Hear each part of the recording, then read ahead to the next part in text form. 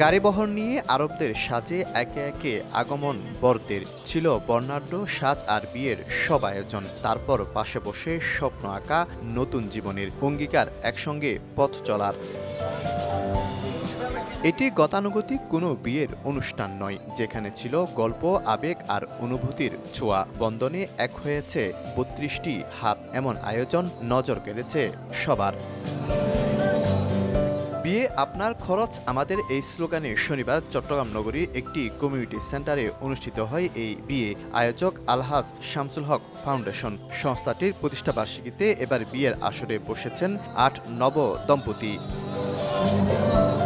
ব্যতিক্রমী এই আয়োজনে টাকা, বিয়ের রেজিস্ট্রেশন, বরকনের পোশাক, সাজসজ্জা, প্রসাধনী, অতিথিদের আপ্যায়ন সবটুকুই বহন করেছে শামসুল হক ফাউন্ডেশন। শুধু তাই নয়, বিয়ের পর বরকনের জন্য থাকছে কক্সবাজারে হানিমুনের সুযোগও। শর্ত শুধু একটাই, নেওয়া যাবে না কোনো যৌতুক, চাওয়া যাবে না অতিরিক্ত কাবিন। তাই এমন আয়োজনে সঙ্গী হতে পেরে বেশ উচ্ছ্বসিত নবদম্পতি ও অতিথিরা। অতিরিক্ত মহারণা দাবি করা সেটাও এক প্রকারের যৌতুক।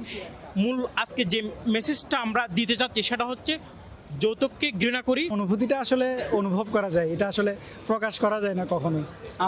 আমি এখন যে মুহূর্তে আছি এটাতে আমি অনুভব করতেছি, অবশ্যই আমার কাছে অনেক বেশি ভালো লাগতেছে। চট্টগ্রামের মতো জায়গায় যৌতুকবিহীন বিয়ে কল্পনা করা যায় না।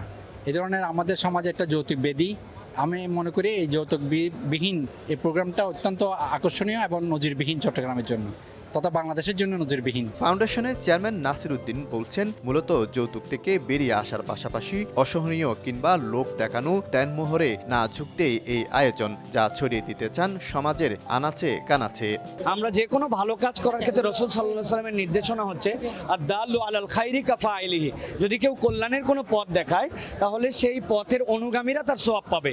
তো আমাদের ফাউন্ডেশন যেটা এখান থেকে দৃষ্টান্ত উপস্থাপন করছে যে যৌতুক যে নেওয়া হবে না, অথবা ইসলামে এটা অবৈধ, এটা সকলেই জানে, কিন্তু এটার বাস্তবায়ন নেই। তো তারা সেই বাস্তবায়নটা এখানে করছেন। আর সামগ্রিকভাবে আমি বলবো যে এটা একটা দৃষ্টান্ত এবং একটা ভালো দৃষ্টান্ত। সুতরাং এই দৃষ্টান্তটা যদি আমরা ফলো করি তাহলে অনেক জায়গাতে এটার আমরা পজিটিভনেস খুঁজে পাবো ইনশাআল্লাহ। বিয়েতে কমতি ছিল না উপহারেরও। বরকনের নতুন ঘর সাজাতে ছিল নানা সামগ্রী।